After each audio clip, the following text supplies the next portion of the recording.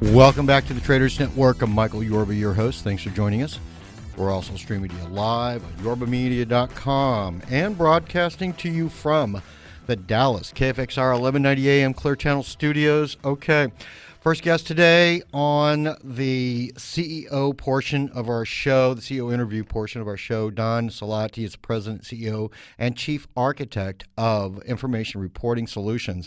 Believe me, this is front page stuff. Everybody's worried about how to keep all of their data intact and how to keep it safe. These guys do it. All right, Don, welcome back to the show. Welcome to the show. Thanks for showing up. Yes, thank you for inviting me. My pleasure. All right, you got 25 years in this industry, the data management space. Walk us through a little background on you and what your company does, and then we'll get right into the products and how you solve the biggest issues on the front page of today's newspapers. Oh, that's great. Yeah.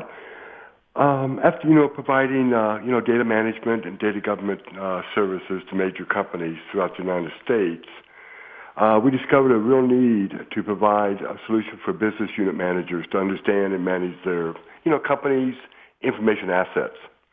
Right. And, what's really good about this is some of the companies we've partnered with and worked with is, like Mattel, Hallmark, Hormel, educational industries, pharmacy benefit management companies, all having this type of need. So what we found was what was needed was an enterprise-wide, secure, integrated information repository that was easy to use and wasn't supported from a technical standpoint. So that's kind of what led us into providing this solution. Since there's been a lot of what I might call litigation and things like that for sensitive information being released to the public or to competitors. Right. Now, walk us through. You bring up something that normally doesn't hit the news wires until something's gone wrong. Litigation. We open that up just a little bit for me. Okay, good. That's a real important topic because there's a couple categories of why companies need to really manage their information for regulatory litigation and corporate intellectual property protection purposes. And just to cite a couple cases, the HHS imposed a $4.3 million civil money penalty against Signet Health in Prince George's County. Okay.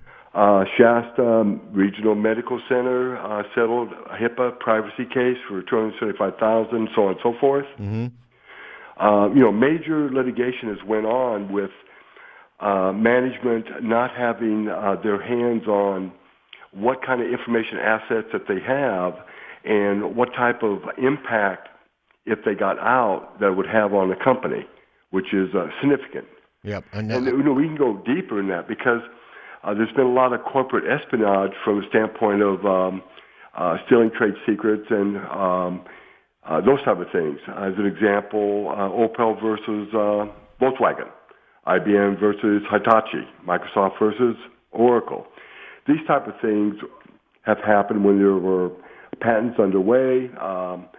They slip the information out the door. Management doesn't know the nature of the information that is being, generated by their departments and their employees, and sometimes it walks out the door. Now, I mean, even in the area of proprietary and operational information, such as customer data sets, pricing. As an example, if I have a competitor and I want to know what your pricing is planning to be next year, and I'm a competitor, I like to have my hands on that. If I get my hands on that, then I can compete against you, maybe lower my price or added value. So there's a lot of different areas that go into actually managing and understanding the information assets. Bring out the key business managers who and should have access to this and where the information is stored. Oh, okay, good. That's a real good one. Basically, in working with the companies, large and small, that I've worked with, of course you have your CEO and you have your executives, vice presidents, and so on. So basically, we want to categorize it where there is a information government administration piece that says, I'm going to establish within my enterprise a governance body that understands the needs and the information criticality of the information that we have. And then, as an example, we may have CTOs, and CTOs have staff, and then that information under that CTO should possibly be the business owner for their type of information, who can see it, when they can see it, who has access to it, how valuable it is to the company, those type of things. And basically, what we do, well, I don't necessarily want to talk about what we do, but the big thing is having what we built basically was a information asset repository. And basically, it's a cloud-based application that supports data governance, and end users, business folks, can actually use the application without having a programmer or IT involved to show them how to use it. I get the feeling you actually help companies, aside from keeping them protected, you actually reduce costs by streamlining the data retrieval process. Oh, absolutely, yes. There's a couple critical elements within the entire process. We've got to be able to integrate a centralized repository for all information.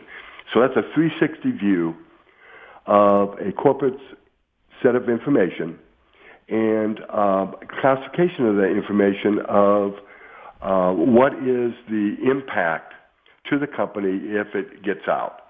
Is it going to affect company personnel? Is it going to affect our financial situation? Is it going to affect our competitiveness? Those type of things. Mm-hmm.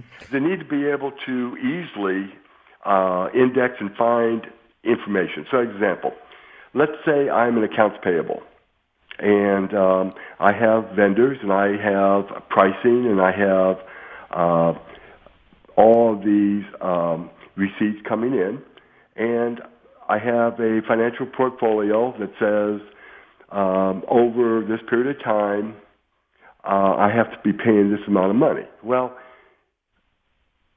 I need to know of that information, what's the most important information. So as an example, I don't want to get out that maybe I am past due on significant suppliers, because that would hurt our reputation of paying our bills. So we would classify that as very high risk, and it can impact the view of how our company looks. All right, let me jump in here for just a second because we only have a short amount of time to get a lot of information in. I wanted to know, I was looking at your information here, an SaaS application. It eliminates the need for any technological support and maintenance from your company. That's a big one. Tell me about that for a second. Okay, good. Our product is a software as a service. Basically, what we do, we provide a URL that they can go into their internet, secured, and log on, and it goes into a cloud. It's not within their IT organization or in their servers, and they can access it from that standpoint. So they're actually subscribing to a process, application that's already been built and tested in an enterprise-type mode. I mean, it's not supported by maybe someone in the department or someone in IT. It's a strategic implementation. So it's a software as a service in the cloud. And the cloud is nothing more than a repository supplied by Rackspace or Amazon or GoDaddy or places like this that can hold big data. Got it. All right, that's very interesting. All right, we're out of time, but before we go, wow. Okay. Yeah, it flies, doesn't it? Yes, it does. Contact information for your company so our audience can reach out to you and find out more about what we spoke about today. Sure. We have a couple methods. One method is email, and we also have a website. So let me go through the website first real quick. It is www.iapms-home.com. That's IAPMS-home.com. A good way to get a hold of us would be email, IAPMS. KATHY at IAPMS-HOME.com. This provides access into our website. You can ask for demos. You can ask for further information, our support team, those type of things. So we also have a landline. You can contact us. Email, we don't lose track of any calls through email, but our landline is 210-314-7112. Perfect. Don, thank you so much for taking the time to come on to our show.